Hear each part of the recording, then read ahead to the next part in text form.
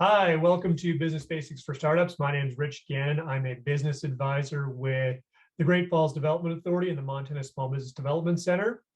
These brief video modules are designed to introduce you to some basic concepts and terms that will help you with your business planning stages.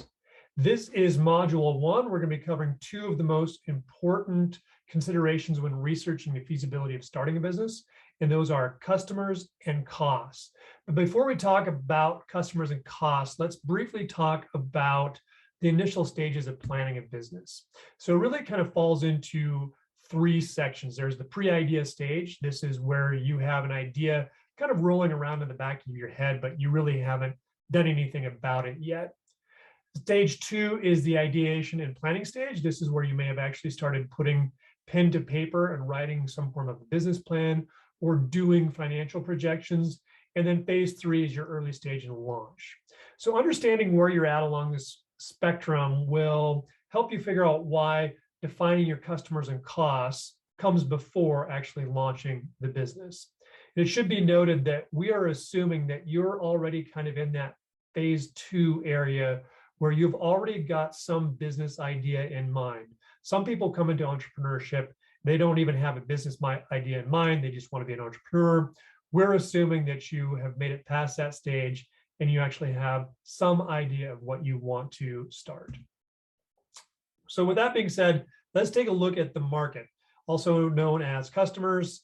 You have to have customers to sell to. So don't make the mistake that thinking just because you would like to buy your good or service that everyone else will. There has to be someone out there willing to pull $1 out of their wallet and hand it over to you for your good or service. So in order to have a business, you must have customers. So understanding and defining your market is something we really push entrepreneurs to do. So you have to ask yourself things like, are my customers individuals or businesses? In other words, am I a business to consumer or a business to business, B2C or B2B? How many of them are there? Where do they live? How old are they? What are their interests? Understanding some of these basic questions will help you identify those customers and begin to define a target market. So in order to define that target market, you should do some basic market analysis or market research. How do you do that? Well, we have access to things like IBIS World, Vertical IQ. These are industry-specific research reports.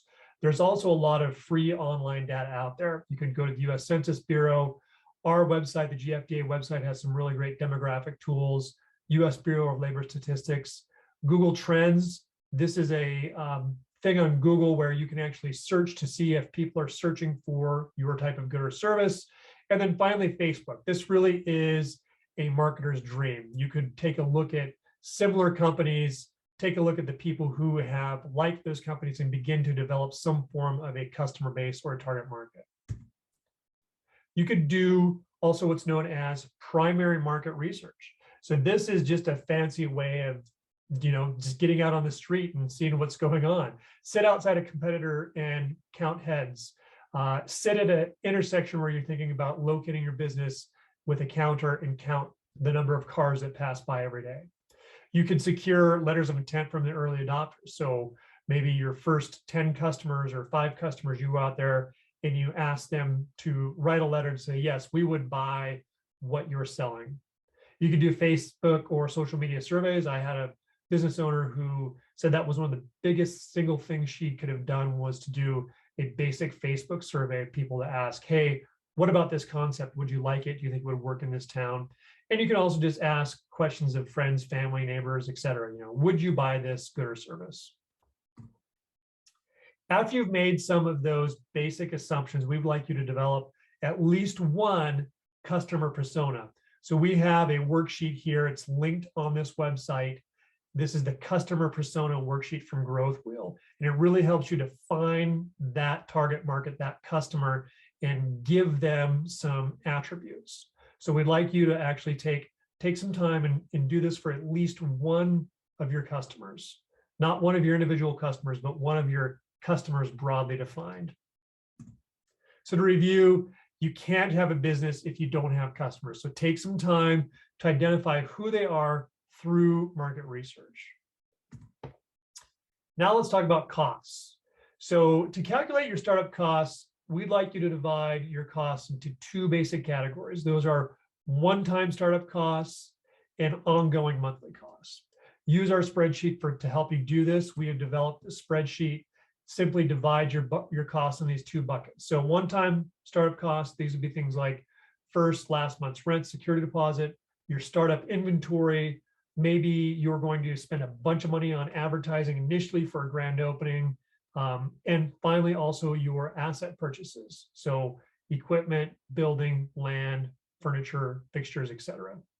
Then on the other side, you have your ongoing monthly costs. So what is it going to take you to run this business month in, month out, regardless of how much you sell? So these would be things like monthly rent, utilities, wages, ongoing inventory, fixed costs. These are your fixed costs, and they're fixed, which means they really don't change all that much. Again, we have this spreadsheet linked on this webpage for you to download and start entering some of that data.